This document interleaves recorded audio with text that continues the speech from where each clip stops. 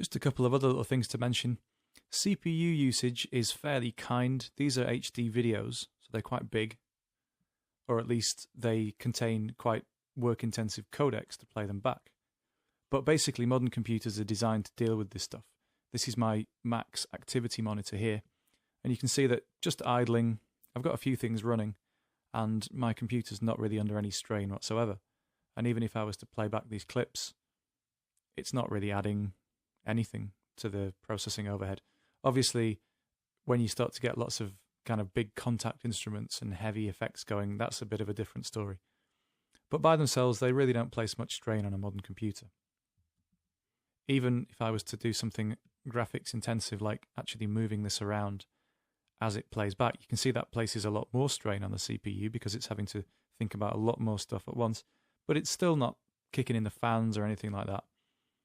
So that's fine. And when I let go, you should see they drop down a little bit. There we go.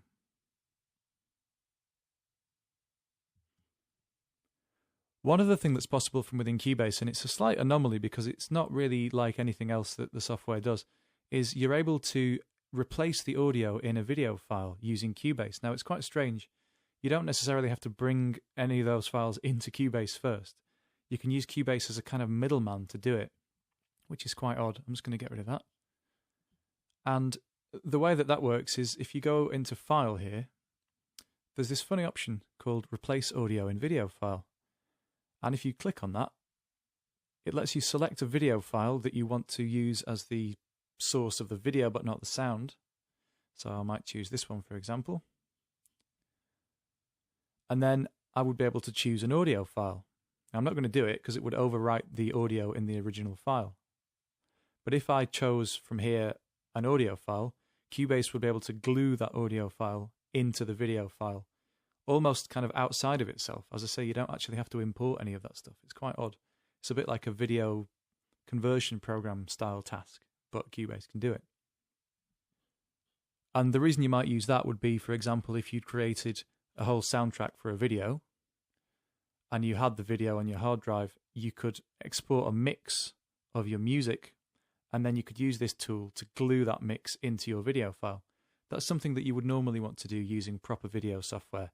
But in a pinch or for just kind of sending roughs or dailies, it's possible to do it in this way.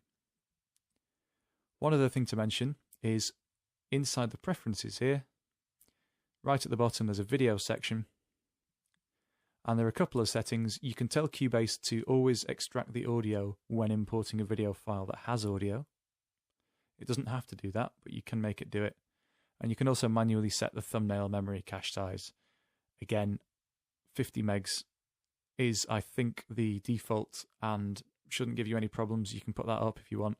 Probably no point in turning it down because memory on a computer is plentiful these days. So 50 megs or 100 megs isn't going to cause you any problems at all.